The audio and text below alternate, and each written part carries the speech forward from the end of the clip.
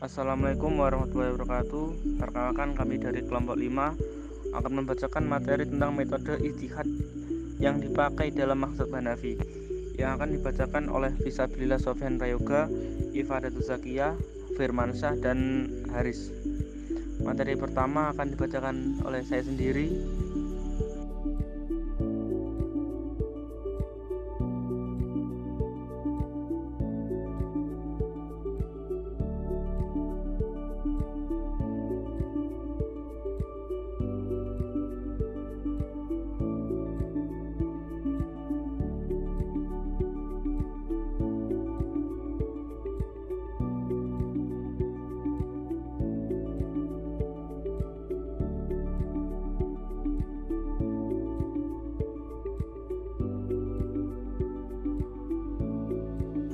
Yaitu metode ijtihad yang dipakai dalam mazhab Hanafi.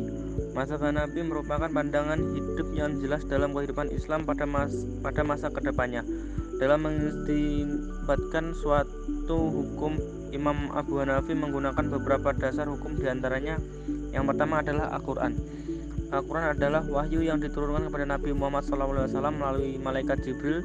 Menurutnya ulama, usul Al-Quran adalah kalimat Allah yang diturunkan kepada Nabi Muhammad SAW yang ditulis dalam mushaf berbahasa Arab, yang dinukilkan kepada kita dengan jalan mutawatir, diawali dari surat Al-Fatihah dan diakhiri dengan surat An-Nas, dan membacanya merupakan suatu ibadah.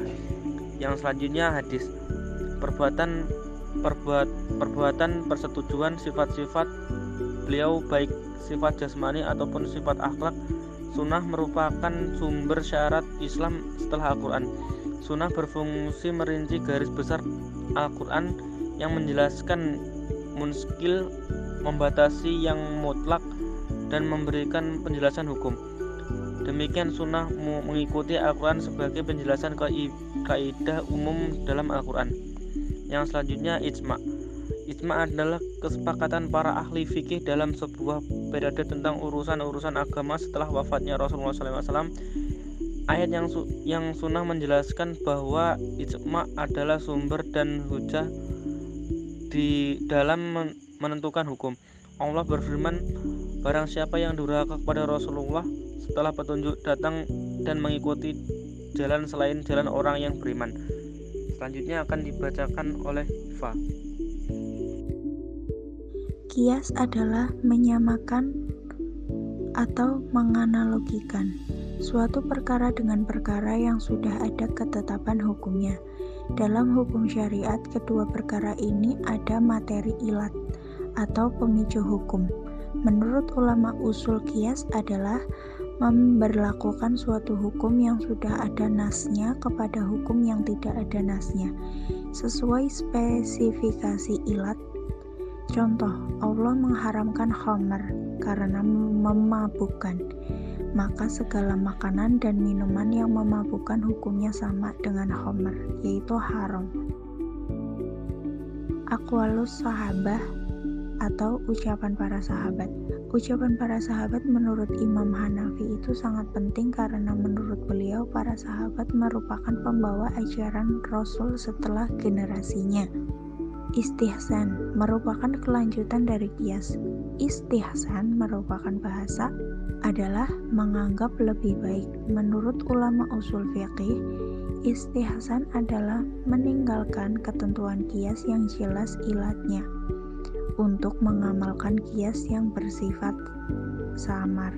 A'ruf, beliau mengambil yang sudah diatur dan tidak percaya dan lari dalam kebutuhan serta memperhatikan muamalah dan apa yang mendatangkan nasihat bagi mereka.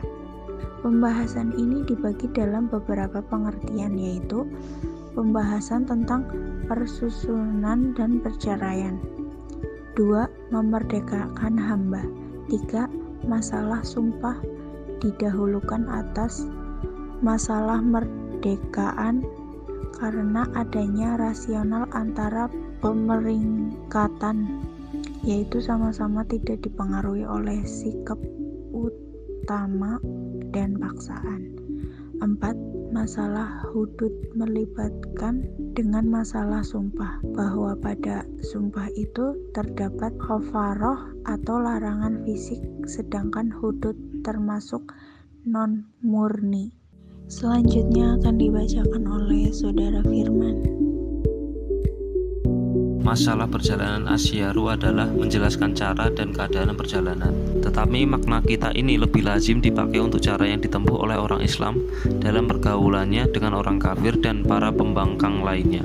Berbeda dengan jihad, ia bersedia untuk orang-orang kafir dan oleh-oleh, maka mendahulukan ketetapan-ketetapan hukum yang berhubungan dengan penganut Islam tentu lebih yang utama. Masalah jual beli untuk meringankan kebutuhan umat Islam dalam mendapatkan keuntungan atau mendapatkan kerugian. Jika jual dahulu menggunakan sistem barter, tukar menukar pada zaman Rasul, berbeda dengan zaman sekarang yang sudah menggunakan uang. Telah diketahui bahwa segala sesuatu yang disyariatkan oleh al-syar'i itu terbagi dalam beberapa hal. 1. Hak-hak Allah yang murni. 2. Hak-hak hamba yang murni. 3. Hak gabungan antara Allah dan manusia, tetapi hak Allah lebih menonjol hak manusia. Hak-hak Allah Ta'ala berupa ibadat, berwujud, dan kafaroh. Masalah peradilan Al-Kamal Ibnu Al-Human menyebutkan bahwa perselisihan itu terjadi karena masalah hutang piutang dan barang dagangan, sedangkan perselisihan penyelesaian yang rumit sehingga harus mencapai tuntas, dan yang dapat menyelesaikan permasalahan itu hanya peradilan. Masalah ikrar, Al-Itqani rahimatullah berkata bahwa masalah ikrar adalah perdamaian. Selanjutnya akan dibacakan oleh Mas Harid. Masalah barang titipan di belakang masalah adalah bahwa orang yang dituduh melakukan sesuatu itu ada kalanya tuduhan yang dituduhkan kepadanya dan ada kalanya menyangkal tuduhan tersebut jika tidak melakukan. Masalah pembagian harta, bagian harta kepada hak waris harus dibagi secara merata, adil, dan harus ada tanda bukti pengesahan atau warisan yang telah dibagi kepada anak, menantu, ataupun mertua dari pihak yang memiliki harta. Hubungan rasionalnya dengan wasiat adalah bahwa wasiat itu adalah saudara dari masalah kewarisan. Jadi kejadian dalam keadaan sakit yang membawa kematian hingga sebelum kematian itu datang, maka pewaris harta harus tertulis jelas tentang pembagian dan masing-masing harta yang dimilikinya. Karakter mazhab Hanafi. Mazhab Hanafi atau Hanifah didirikan oleh Nu'man bin Sabit atau yang lebih dikenal dengan nama Abu Hanifah. Ia wafat 767 Masehi. Pemikiran hukumnya bercorak rasional. Mazhab ini berasal dari Kufah, sebuah kota yang telah mencapai kemajuan yang tinggi di Irak, sehingga persoalan yang muncul banyak dipecahkan melalui pendapat, analogi, dan kias khafi. Karyanya yang terkenal adalah Fiqih Al-Akbar. Mazhab Hanafi merupakan mazhab fikih dengan jumlah pengikut terbesar di dunia, dengan jumlah pengikut sebanyak 675 juta jiwa. Negara-negara dengan pengikut terbanyak mazhab ini adalah Pakistan, India, Bangladesh, Turki, Afghanistan, dan Uzbekistan. Sekian presentasi dari kelompok 5, kurang lebihnya mohon maaf. Wassalamualaikum warahmatullahi wabarakatuh.